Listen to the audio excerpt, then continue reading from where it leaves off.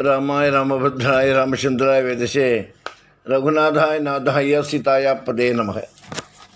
ராமச்சந்திரமூர்த்தியின் பாதாரந்தங்களில் சரணமடைந்து ராமராஜ்யம் ஏற்பட ராமராஜ்யம் அமைத்திட ராமராஜ்யம் அமைந்திடும் என்பதை ராமனிடத்தில் பிரார்த்தித்து ஆசீர்வாதம். லக்ஷ்மி வரும் வேளை அர்ஜுனன் கிருஷ்ணனும் தெருவில் உலாவிக் கொண்டிருந்தபோது ஒரு முதியவர் தர்மம் செய்யும்படி கேட்டார்.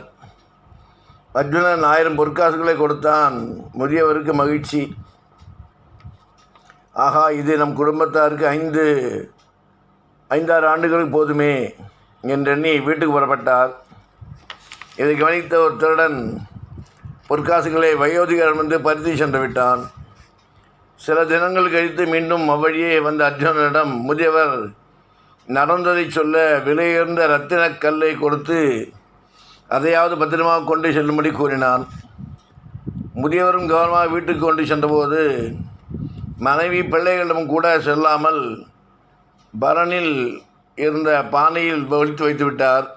பரன் மீது இதை அறியாத அவரது மனைவி பரனிலிருந்து பானையை எடுத்துக்கொண்டு ஆற்றுக்கு தண்ணீர் எடுக்க சென்றாள். பானையை கழுவும்போது உள்ளிருந்த கல் ஆற்றில் விழுந்து விட்டது. அவள் பானையுடன் வீட்டில் நுழைந்தபோது வெளியே சென்றிருந்த வயோதிகர் அந்த குடத்தை பார்த்து அதிர்ச்சியாகி கல் எங்கே என்று மனைவியிடம் கேட்டார். ஏதும் அறியாத அவள் விழிக்க ஆற்றிற்கு சென்று பல மணி நேரம் தேடியும் பலனின்றி திரும்பினார். சில தினங்கள் கழித்து மீண்டும் கண்ணனும் அர்ஜுனனும் முதியவரை பார்க்கும்போது அவர் நடந்ததை கூற அர்ஜுனன் கண்ணனிடம், இவர் அதிர்ஷ்ட கட்டை என்றான். அதை ஆமோதித்த கண்ணன், இந்த முறை நீ இவருக்கு 2 காசு மட்டும் கொடு என்றார். அர்ஜுனனும் அதை கொடுத்து அனுப்பிவிட்ட கண்ணனை பார்த்து 2 காசுகள் அவருக்கு என்ன சந்தோஷத்தை கொடுக்கிவிடும் என கேட்டான். எனக்கும் தெரியவில்லை, இருந்தாலும் என்ன நடக்கிறது பார்க்கலாம் வா என கூறிய கண்ணன் அர்ஜுனுடன் முதியவரை பின்தொடர்ந்தார். செல்லும் வழியில் மீனவர் ஒருவர் உயிருடன் வைத்திருந்த 2 மீன்களை வாங்கி கொள்ளும்படி முதியவரிடம் கேட்டான். யோசித்த முதியவர், அந்த காசுகள் எப்படியும் தன் குடும்பத்துக்கு ஒரு வேளை பசியை கூட போக்காது என எண்ணி அந்த மீன்களை வாங்கி ஆற்றிலே விட்டு புண்ணியமாக மிஞ்சட்டும் என தீர்மானித்தார். அப்படியே வாங்கியதில் ஒன்றை ஆற்றில் விட்டால் இன்னொரு மீனை தொண்டையில் ஏதோ சிக்கியிருப்பதை பார்த்து அவர் மீனின் வாயை பிளந்து பார்த்தார். அதை பார்த்தது பிரமிப்பின் உச்சத்திற்கே சென்றார் அந்த முதியவர். அது அவர் மனைவி ஆற்றில் தவறவிட்ட விலையுயர்ந்த கல். சந்தோஷ மிகுதியால் சிக்கியாச்சு என கூச்சலிட்டார் அந்த முதியவர்.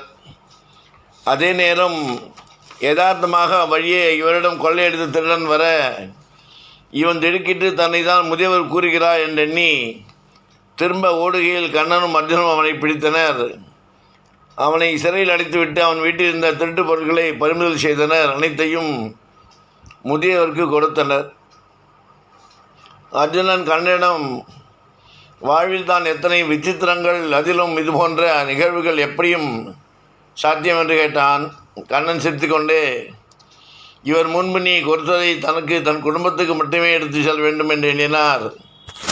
அடுத்து நீ கொடுத்த விலையுயர்ந்த கல்லை தானும் உபயோகிக்காமல் மற்றவன் பயன்படாமல் ஒழித்து வைத்திருந்தார். ஆனால் அவை இரண்டுமே அவரிடம் தங்கவில்லை.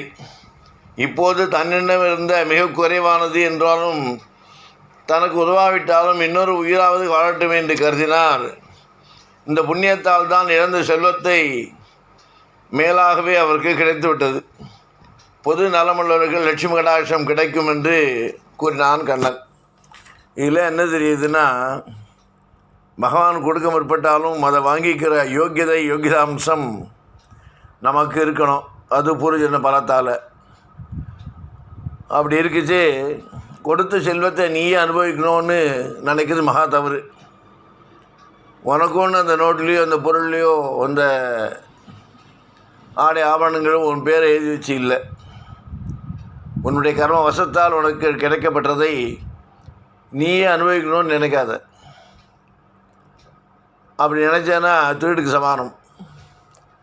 உனக்கு மிஞ்சினது போக இல்லாதவர்களுக்கு, எளியவர்களுக்கு, தேவைப்படுபவர்களுக்கு கொடுத்து உதவுதான் நாம் இறைக்கு செய்யக்கூடிய சேவையாகவே போகும். இறைவன் பாதையை காட்டுகிறான், அந்த பாதையை பிடித்து கொண்டு நாம் நடப்பது நம்முடைய அறிவு என்று சொல்லக்கூடிய புத்தியை பயன்படுத்த வேண்டும். இதிலிருந்து என்ன தெரிகிறது? இறைவன் கொடுத்தாலும் அதை எப்படி பயன்படுத்த வேண்டும், எவ்வளோ பயன்படுத்த வேண்டும், யாருக்கெல்லாம் பயன்படுத்த வேண்டும், உனக்கு மிஞ்சியதை நீ என்ன செய்ய வேண்டும் என்பதை உணர்த்துகிறது இந்த சிறிய கதையின் மூலம் நாம் தெளிவடைவோம். ஞானத்தை யாரிடமிருந்து கற்பது? குரங்கு சாவதற்கு ஒரு புண் போதும், முட்டாள் சாவதற்கு ஒரே ஒரு பிரச்சனை போதும் என்று கிராமத்தில் உருவான வாக்கியம் உண்டு. காடுகளில் வாழும் குரங்குகள் பெரும்பாலும் நோய்வாய்ப்படுவதில்லை. ஆனால் அவைகளுக்கு ஒரே ஒரு புண் வந்துவிட்டால் போதும், அதை நோண்டி பெரிதாக்கி தன்னை அழித்து கொள்ளும். அதே போலத்தான் மனித வாழ்க்கையில் ஏற்படும் பிரச்சனைகளை மனதிற்குள் போட்டு நோண்டி அதை பெரிதாக்கி கொள்வதும். அந்த குரங்கு கொஞ்சம் பொறுமையாய் புண்ணை நோண்டாமல் இருந்தாலே போதும், புண் விரைவில் ஆறிவிடும். இந்த குரங்குக்கு சொன்னாலும் புரியாது, அதை புண்ணை தோண்டுவதை நிறுத்தப் போவதில்லை. ஆனால் மனிதன் புரிந்து கொள்ள முடியும் தானே. மனித வாழ்க்கையில் ஏற்படும் பிரச்சனைகளை மனதிற்குள்ளே போட்டு தோண்டி அதை பெரிதாக்கி கொள்ளாமல் வாழ முடியும் தானே. மனித மனம் வெறும் மனம் மட்டுமே, மனித மனம் குரங்கு அல்ல என்று புரிந்து கொள்ளுதல் தான் ஞானம் உதயமாகிறது. இந்த புரிதல் எப்போதும் இயற்கையில் எதிர்பாராத தருணங்களில் நடந்து கொண்டே தான் இருக்கிறது. இதை புரிந்து கொள்வது எல்லாமே சீடர்கள் புரிய வைப்பவை, எல்லாமே குரு. இந்த மொத்த நிகழ்வும் ஆன்மீகம் எனப்படுகிறது, அவ்வளவுதான். தத்தாத்திரேயர் எனும் அவதூதர் காற்றில் சுற்றி கொண்டிருந்த போது ஒரு நாட்டின் மன்னனை சந்தித்தார். தத்தாத்திரேயர் மிக மகிழ்ச்சியாக இருந்ததைக் கண்டு அரசன் அவர் மகிழ்ச்சிக்கான காரணத்தையும் அவரது குரு யார் என்பதையும் கேட்டான். எனக்கு 24 குருமார்கள் இருக்கின்றன என்றார் தத்தாத்திரேயர். இந்த பதிலை கேட்டு ஆச்சரியப்பட்ட அரசன், சுவாமி, எனக்கு ஒரு குரு தானே இருக்க முடியும், ஒருவருக்கும் நீங்கள் 24 என்று கூறுகிறீர்களே என்று அவர் கேட்க, தாங்கள் பதில் வித்தியாசமாக உள்ளதே என்றான் மன்னன்.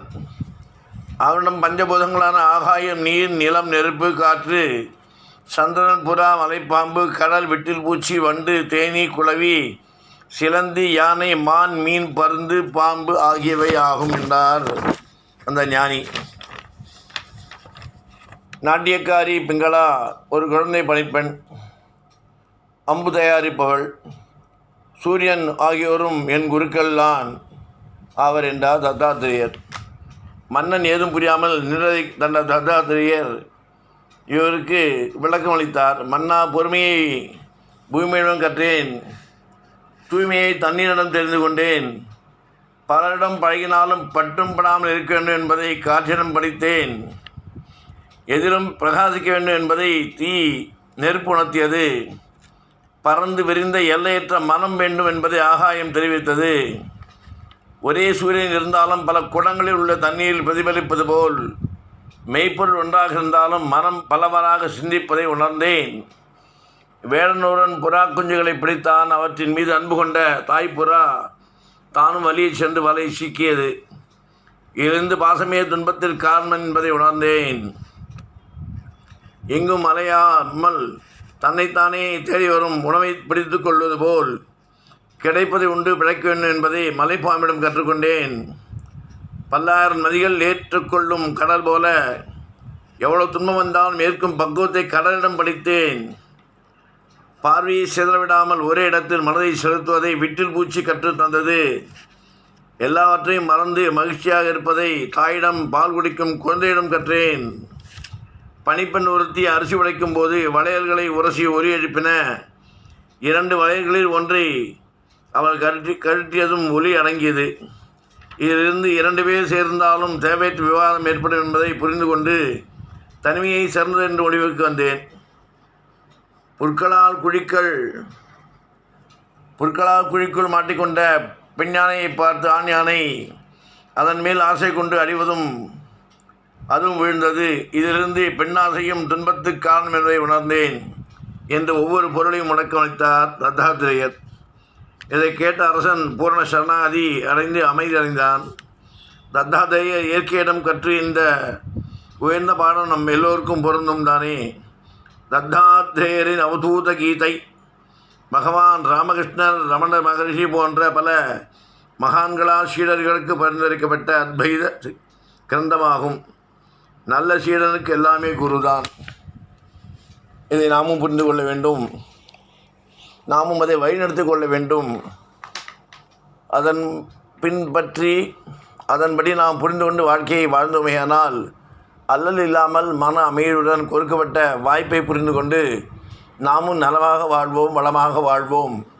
நம்மால் இந்த நாட்டிற்கு என்ன நல்லது செய்ய முடியும் என்பதை ஒவ்வொருவரும் உணர்ந்து கொண்டு நம்முடைய பங்கு என்ன, நம்ம வீட்டிற்கும் நாட்டிற்கும் நம்மை சார்ந்தவர்களுக்கும் நம்மை நம்பியிருப்பவர்களுக்கும் நாம் என்ன நல்லது செய்ய வேண்டும் என்பதை உணர்ந்து ஒருவர்களும் செயல்பட்டாலே நாடு வளர்ச்சி பாதையில் நன்றாக தெளிவாக பிரகாசமாக செல்லும் என்பதை புரிந்து கொண்டு வாழ வேண்டும் என்று கூறிக்கொண்ட ஆசீர்வாதம் ராமானுஜரின் திவ்ய திருவடிகளே.